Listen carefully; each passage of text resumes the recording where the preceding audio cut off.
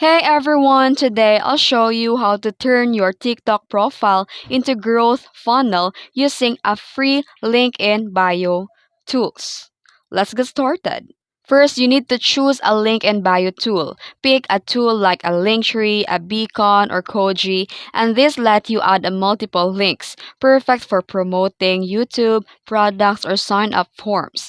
Then here set up your funnel. Create sections like watch my videos, shop my merch, and more. And add a strong call to action titles to guide people through.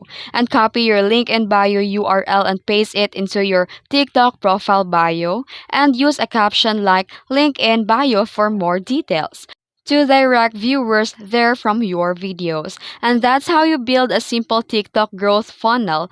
Keep your links updated and watch your followers convert into subscribers or customers. If you found this video helpful, please like and subscribe for more tips. Thanks for watching.